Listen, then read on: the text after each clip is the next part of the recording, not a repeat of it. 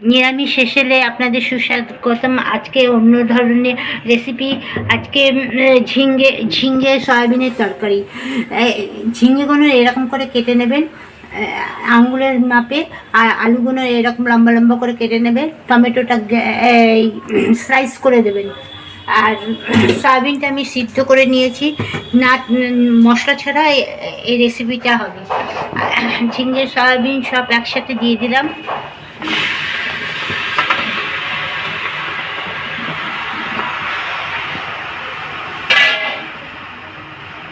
সয়াবিনগুলো দিয়ে দেবো। এগুলো কষাতেও লাগবে না, কোনো কিছু করতে লাগবে না।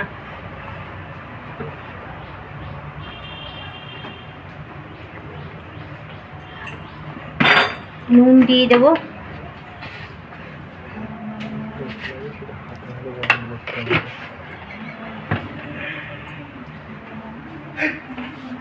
হলুদ।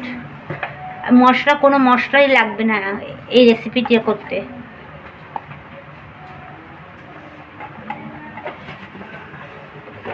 হিং দেব। দেখুন, হিং বেশি দেবেন না, তিতো হয়ে যাবে।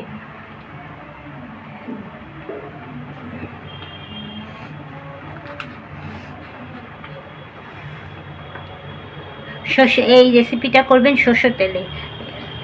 2 চামচের মতন সর্ষে দিয়ে তেল দেব, দিয়ে এইগুলো একসাথে মাখাতে হবে।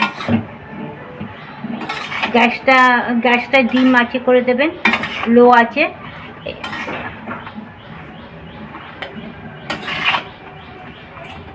ভালো করে সুন্দর করে প্রত্যেকটা মাখাবেন।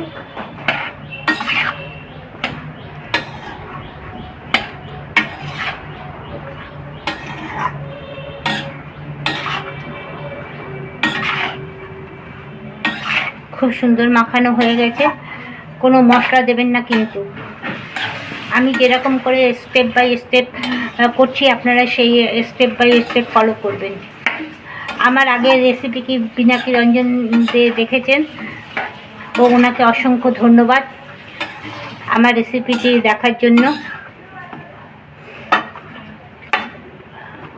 কমেন্ট করে, এত সুন্দর কমেন্ট করে জানিয়েছেন। পরের রেসিপিটা কমেন্ট করলে আমি আপনাদের কমেন্টটা পড়ে শোনাবো। এইবার যাতে এই তরকারির ভেপার যেন না বেরোয়, বাষ্প যেন না বেরোয়, সেইভাবে ঢেকে রাখতে হবে। গ্যাসটাকে বাড়িয়ে দেবো একটু। পাকা লঙ্কা হলে খুব ভালো হতো। এই দেখুন কত জল বেরিয়েছে, এই দেখুন কত জল বেরিয়েছে।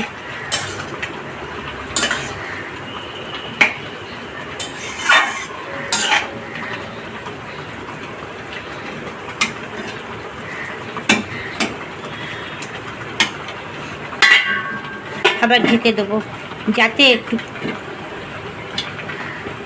ঢেকে দিলাম। তরকারিটা ঢাকনাটা খুললাম। এবার দেখুন তরকারি রঙটা কি সুন্দর হয়েছে।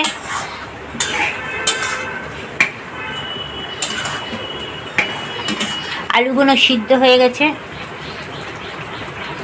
আমি কিন্তু কোনো জল দিইনি, ঝিঙ্গের থেকে যে জল বেরিয়েছে ওই জলেই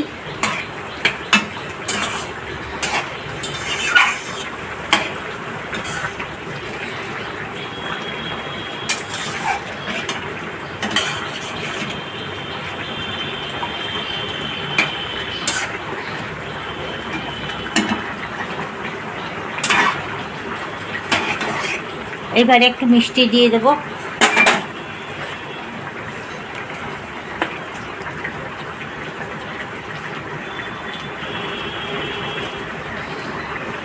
নিরামিষ তরকারিতে মিষ্টি না হলে ভালো লাগে না। আপনারা কেউ যদি মিষ্টি পছন্দ করেন না, তারা মিষ্টিটা বাদ দিয়ে দেবেন। ভিডিওটা আপনারা স্কিপ না করে পুরো ভিডিওটা দেখবেন। প্লিজ একটা লাইক কমেন্ট সাবস্ক্রাইবার করে দেবেন।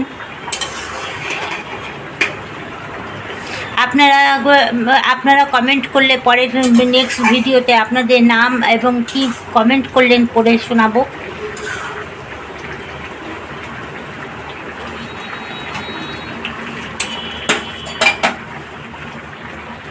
একটু ঝোলটা শুকাবো।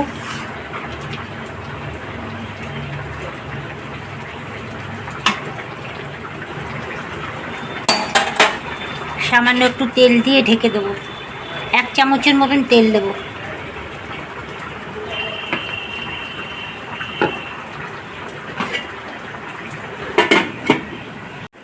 তরকারিটা হয়ে গেছে, এবার নামাবো। দেখুন তরকারিটা